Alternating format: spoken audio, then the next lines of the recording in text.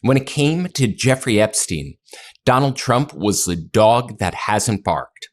That's what Jeffrey Epstein himself wrote in an email to Ghislaine Maxwell in 2011.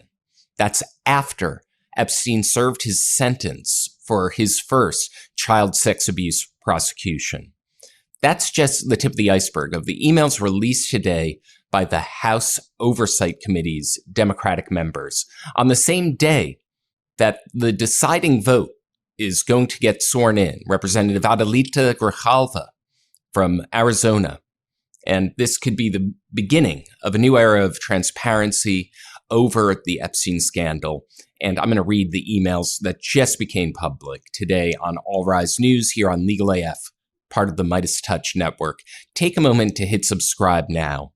And I'm going to start with the email exchange from 2011 between Jeffrey Epstein and Ghislaine Maxwell, the one that I just read as we were beginning this video.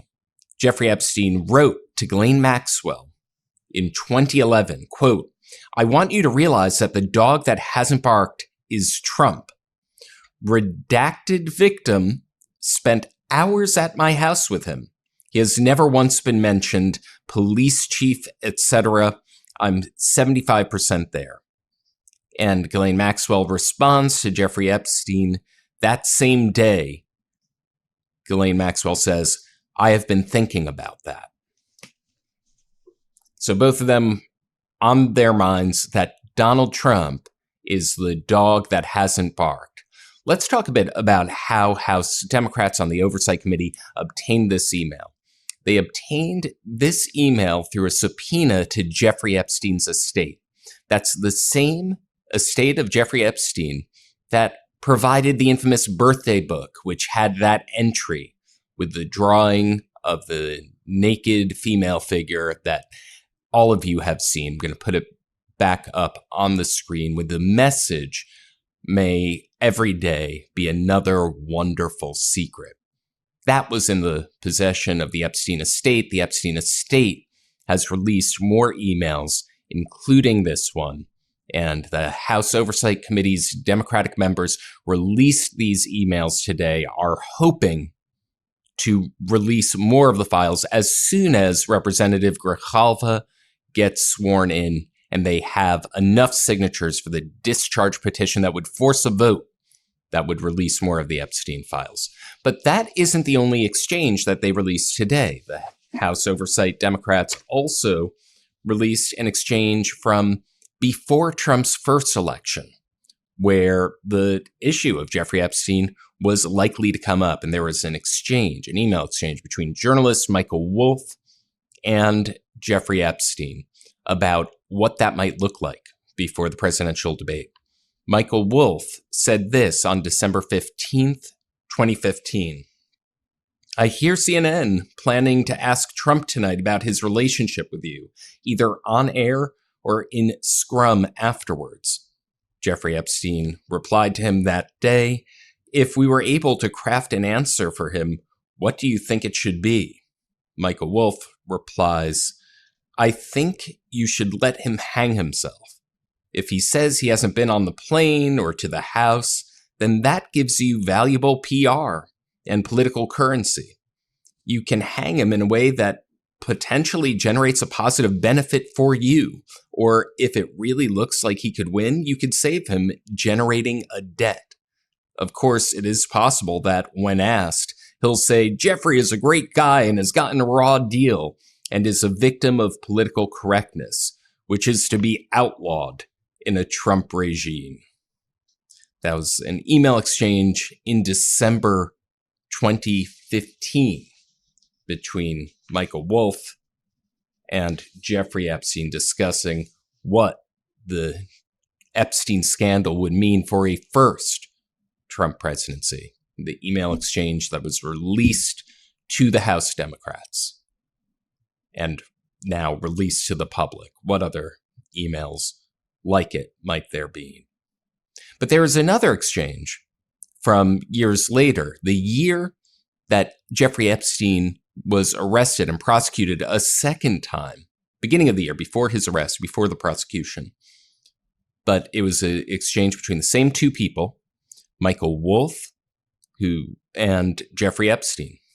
And Jeffrey Epstein writes in that email in January 2019, and it's a redacted email, put it up on the screen, says, redacted victim Mar-a-Lago, and another redaction. Presumably the redactions are here to protect the privacy of the victims. That's been a long-standing practice in these releases. Follows up by saying, Trump said he asked me to resign, never a member, ever. Of course he knew about the girls, as he asked Ghislaine to stop. 2019, Jeffrey Epstein is saying, of course he knew about the girls when referring to Trump. He asked Ghislaine to stop. We don't know much about the context here. He asked, what was the question to Ghislaine? What did he demand Ghislaine do? But that's a breathtaking email. Of course he knew about the girls. Trump is years earlier, in 2011, saying Trump was the dog that hasn't barked. And of course, the backdrop to all this, as I mentioned again, these are from Jeffrey Epstein's estate, the same estate that came from the infamous birthday book that had been in possession of that had Trump's contribution to the birthday book and a Mar-a-Lago member's contribution to the birthday book. And there are other emails that are subpoenaed from the Jeffrey Epstein estate that the House Oversight Committee wants to get its hands on. And this comes out on Wednesday, the same day that Adelita Grijalva, after a long delay, a historically long delay between her election and the willingness of Mike Johnson and House Republicans to actually swear her into the office that voters demanded that she occupy by voting her in a free and fair election. They waited a long time, blamed it on the shutdown, and she was the deciding vote. She had to file a lawsuit asking a judge to facilitate it, but she's finally going to be sworn in. By her account, it's going to happen today, and she will be the deciding vote on this discharge petition that will hopefully bring more transparency and sunlight on this whole episode and really get everything rolling. And now House Democrats on the Oversight Committee have shown what has been lurking in these files. This is a taste of what's been in these files. And on the same day that it could be a big milestone for transparency for all of us who've covered Jeffrey Epstein, Ghislaine Maxwell. I was in federal court throughout Ghislaine Maxwell's prosecution, trial, conviction, and sentencing, while she is now in a club fed style prison after getting a transfer from sitting for a conversation with Todd Blanche, Trump's former attorney. And now it's coming to a head. And we're starting to see what these emails might show. You've been watching All Rise News. To find out more about my reporting, the next update on this investigation, visit www.allrisenews.com. That's www.allrisenews.com. I'm a fully independent journalist. I've been covering the Jeffrey Epstein investigation for a very long time. I was there in federal court for both Epstein and Ghislaine Maxwell in the Southern District of New York when they were prosecuted. And am going to keep on top of this story. So if you become a subscriber, you'll find out the next development. And if you want to see the next video like this, take a moment to subscribe to Legal AF. Thanks for watching. Can't get your fill of Legal AF? Me neither. That's why we formed the Legal AF Substack.